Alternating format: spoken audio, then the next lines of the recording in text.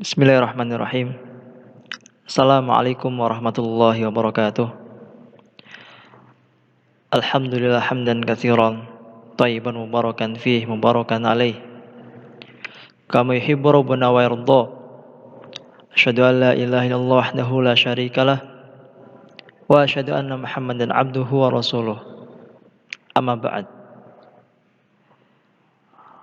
Alhamdulillah, segala puji kita panjatkan kepada Allah Subhanahu wa taala yang telah memberikan kepada kita kenikmatan-kenikmatan yang sangat besar, kenikmatan-kenikmatan yang sangat banyak. Dan salah satu dari kenikmatan tersebut adalah nikmat diluangkannya waktu kepada kita. Oleh karena itu, marilah kita bisa mempergunakan waktu tersebut dengan sebaik-baiknya. Maka adapun pada pertemuan kali ini, dan mudah-mudahan dalam pertemuan yang singkat ini kita bisa mengambil manfaat dari waktu luang kita, yaitu dengan mempelajari ilmu hadis.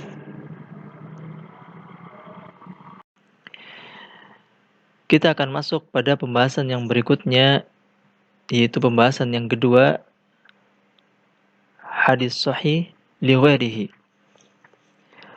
Silakan bisa dilihat dalam kitab Mustalahul Hadis halaman 8. Namun sebelum kita masuk pada pembahasan hadis sahih li ghairihi, kita akan mengulang pembelajaran yang telah lalu, yaitu hadis sahih li dzatih. Apa itu hadis sahih li dzatih? Hadis sahih li dzatih adalah ma rawahu adlun tamu dhabti bi sanadin muttasilin wa salima minasyudud wal illatil qadihah. Yaitu hadis yang diriwayatkan oleh perawi yang adil, hafalannya kuat, sanadnya bersambung, dan selamat dari syad dan cacat yang berat.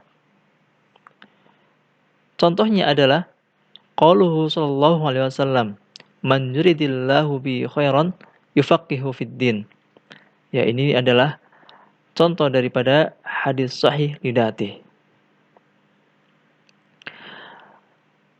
Adapun hadis yang sahih dapat diketahui dengan beberapa hal. Di antaranya yang pertama adalah hadis tersebut tercantum dalam sebuah karya yang perkataan-perkataannya dapat dijadikan sandaran dalam pensahihan hadis. Contohnya misalnya dua kitab sahih, yaitu Sahih Bukhari dan Sahih Muslim. Maka apabila hadis tersebut terdapat dalam sebuah karya, misalnya Sahih Bukhari dan Sahih Muslim, maka sudah bisa dipastikan bahwasanya hadis tersebut adalah hadis yang sahih.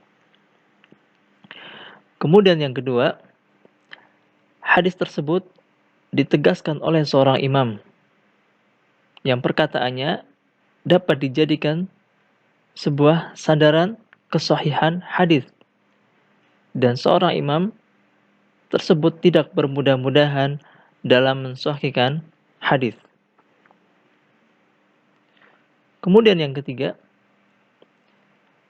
hadis tersebut telah diteliti dari para perawi hadis dan metode dari periwayatan mereka, sehingga apabila telah sempurna dan di dalamnya terkandung dari syarat-syarat kesahihan hadis, maka hadis tersebut bisa dihukumi atau dinyatakan sebagai hadis yang sahih. Yaitulah pelajaran yang telah kita bahas pada pertemuan sebelumnya. Adapun hari ini, insya Allah kita akan lanjutkan, yaitu dengan hadis sahih li ghairihi. Silakan bisa disimak bukunya. Was-sahihu li ghairihi al-hasanu li dzatih idza ta'addadat turuquhu. Yang namanya hadis sahih li ghairihi adalah hadis hasan li dzatih idza ta'addadat turuquhu. Idza ta'addadat turuquhu. Hadis hasan li dzatih yang memiliki jalur periwayatan yang banyak. Misaluhu, contohnya adalah hadisu Abdullah bin Amr bin Al-As radhiyallahu anhuma anna Nabiya sallallahu alaihi wasallam amarahu ayyudhiza jaishan fanafadat al-ibil. Contohnya adalah hadis Abdullah bin Amr bin Al-As, ya, hadis yang diriwayatkan oleh Abdullah bin Amr bin Al-As radhiyallahu anhuma bahwasanya Nabi sallallahu alaihi wasallam memerintahkan dia untuk menyiapkan pasukan. Fanafadatil ibil, maka ontanya kurang. Ternyata ontanya kurang di sini. Faqala Nabi sallallahu alaihi wasallam. Maka Nabi sallallahu alaihi wasallam bersabda, "Ibta'alaina ibilan biqala'isa min qala'is sadaqah ila mahalliha." Fakana ya'khudul ba'ir bil ba'irain was thalatha. Belilah unta dengan unta-unta yang muda dari hasil zakat hingga zakat tersebut diberikan. Fakana ya'khudul ba'ir bil ba'irain was thalatha. Maka kemudian dia mengambil 1 ekor unta dengan 2 ekor unta dan 3 ekor unta. Faqad rawahu Ahmad min tariqi Muhammad ibn Ishaq. Maka sungguh Ahmad telah meriwayatkan dari jalur Muhammad ibn Ishaq.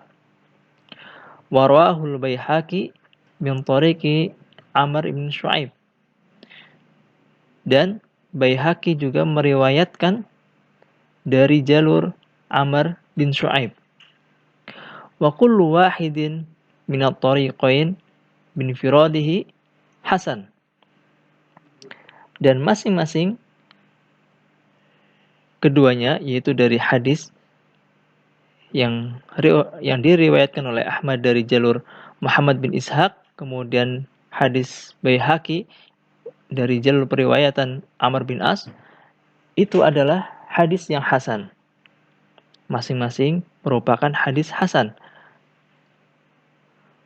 Fabi majmu'ihima yasirul hadis sahihan li ghairihi. Maka ketika keduanya disatukan, maka akan menjadi hadis sahih li ghairihi. Jadi ada 2 jalur periwayatan yang masing-masing adalah hadis hasan. Ketika keduanya dijadikan satu, maka menjadi hadis sahih li ghairihi. Wa inna ma sumiya sahihan li ghairihi. Dan tidak lain disebut hadis sahih li ghairihi li'annahu law nadhara ila kulli tariqin bin firadi lam yablugh rutbati sihhah falamma nadhara ila majmu'ihima qawiyyun hatta balagha. Tidak lain disebut dengan hadis sahih li ghairihi dikarenakan apabila kita lihat kepada masing-masing jalur periwayatannya, maka tidak sampai pada derajat kesahihan. Falamma nadhara ila majmu'ihima qawiyyun hatta balagha. Maka setelah kita lihat pada pengumpulan keduanya, maka kedua hadis tersebut menjadi kuat sehingga hadis tersebut menjadi hadis yang sahih, yaitu sahih li ghairihi. Nah, inilah kenapa disebut dengan hadis sahih li ghairihi, karena asalnya adalah hadis hasan li dzatihi tetapi memiliki jalur periwayatan yang banyak. Maka di antaranya adalah tadi, yaitu hadis dari Ahmad, jalur periwayatannya adalah dari Muhammad bin Ishaq. Kemudian hadis Baihaqi yang jalur periwayatannya adalah dari Amr bin Shu'aib. Keduanya adalah hadis hasan. Karena apa? Yang namanya sahih li ghairi adalah hadis hasan. Hasan li dzati itu asalnya.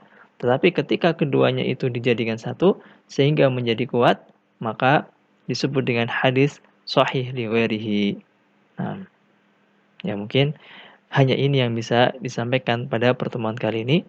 Kurang lebihnya mohon maaf apabila ada kekurangan. Naktafi bihada. Subhanakallahumma wa bihamdika asyhadu an la ilaha illa anta astaghfiruka wa atubu ilaik. Assalamualaikum warahmatullahi wabarakatuh.